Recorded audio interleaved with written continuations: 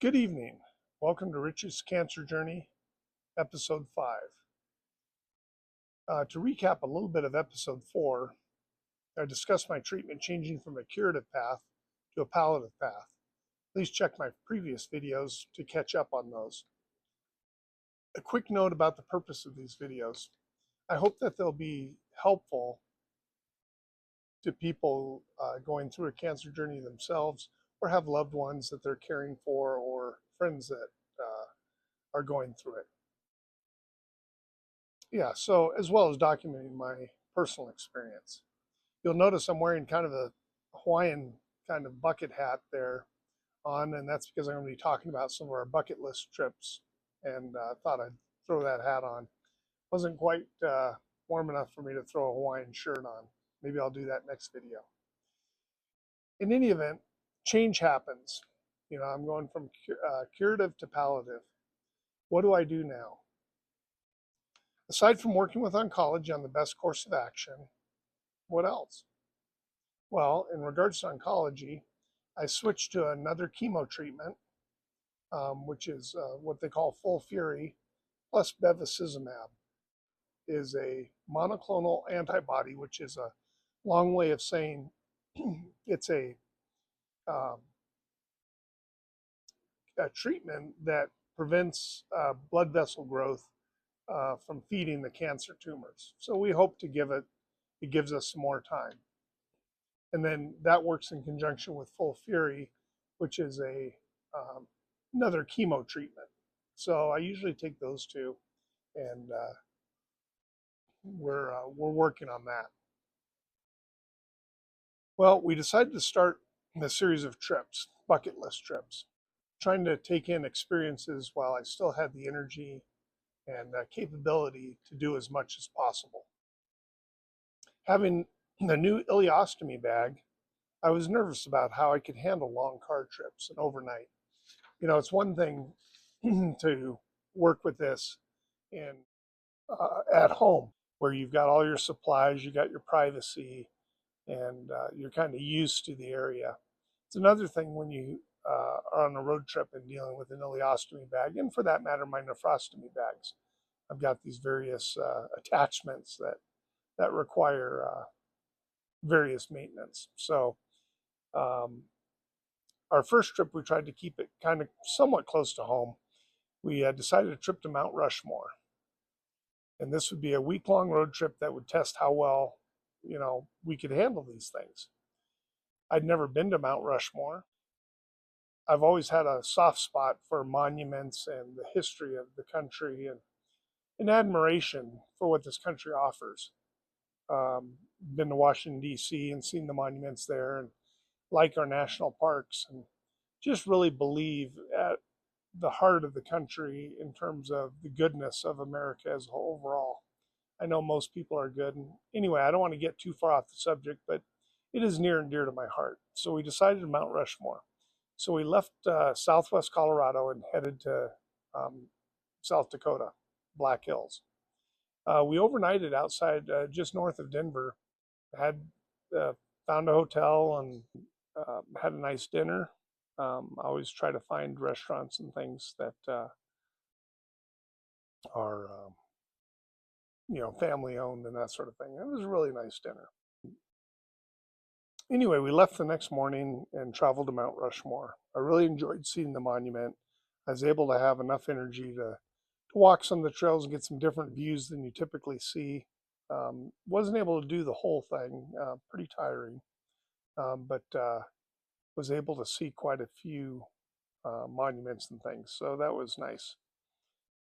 Took in the views and the exhibits, the historical artifacts that they have there now, as well as movies and things like that.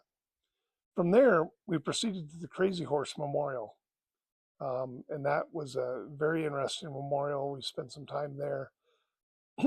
It's been under construction for decades and will be under construction for decades longer. But they're making progress, and we'll continue working on that again for decades to come. When it's done, it's going to be phenomenal. It's just going to be an absolute amazing memorial to Crazy Horse. The next day we visited Devil's Tower. Now, some people may recall Devil's Tower as the primary scene in Close Encounters of the Third Kind. It was it was pretty phenomenal to see, and again, we were catching it kind of off season, so it wasn't too crowded. But again, it was a nice trip. From there, we headed home. We started heading back, taking scenic roads and rural roads, and just had a great time, just spending time talking with my wife, and we really enjoyed the road trip. At one point, we pulled into a small town to use the restroom, and I discovered my ileostomy bag was leaking. This is exactly the situation that I was always scared of. You know, how am I going to handle something like this on the road? Um, I pulled in, we pulled into the gas station, and my wife Judy had packed a um, bag with all my supplies. So it was a nice little pouch. And then she even had a change of clothes. And so I was able to go into the bathroom, use a handicap stall, and by chance, it had a baby changing station. So I was able to lay out all my supplies, clean myself up, replace the bag, and get it, get changed and everything, and back on the road. So I tell that story because it really was a hidden blessing. The fact that I had the incident and the fact that I was able to overcome it gave me confidence to do it in further things. But also the fact that it was about as convenient of situation as could happen. It wasn't beside the road trying to do it or in a cramped stall where there was no place to put my items to get it changed and things. So it was uh, it was as good a situation as could be. And so you have to look at those blessings while um, you really got to count your blessings, because that gave me confidence. It was about as ideal of a situation as could happen, and although I wouldn't have asked for it to happen, it ended up being a good learning experience. Um, those blessings are there when you look for them, so it's a good thing to keep smiling and think about that. In any event, we completed that trip and began planning for our larger bucket list trip. And throughout 2026, we're doing more of these. So I'll sprinkle these in future videos too, as well. But I really needed to decompress. And I was still adapting to my new timeline horizon, which, although it's not exactly clear what that horizon is, it's sooner than later. And as we go on, we may talk about that a little further.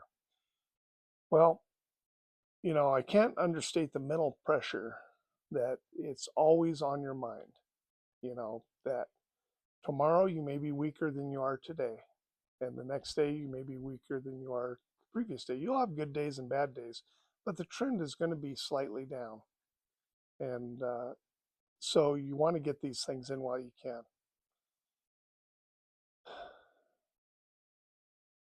In any event, um, I thought, I thought about with these trips making a shirt like you see at concerts, and mine would say something along the lines of "Rich's Farewell Tour," and then put Mount Rushmore, Crazy Horse Memorial, things like that. Put the places that we've traveled to as tour stops. Um, so responding with humor sometimes is, and I may yet do that. Yet get a shirt made for like that. Um, put your name down in the comments or let me know in the comments if you think that's a good idea. Anyway, the next trip we planned was going to Kauai, Hawaii. Kauai is known as the Garden Isle. It's the most laid back of the Hawaiian Isles, and we traveled first class and stayed at a super nice resort. We were able to do a lot of activities.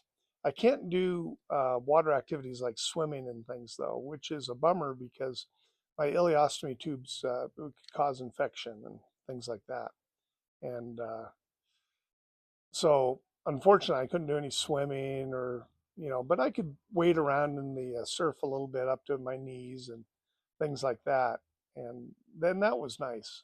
But I love the water. I love everything about it, and that was a little rough not doing that. But we were able to do helicopter tours and coffee plantation tours and go to a luau and things like that. So there was a lot of great things we were able to do, and that's what I focus on, the things that I can do. The helicopter tour was amazing. Um, I would highly recommend it.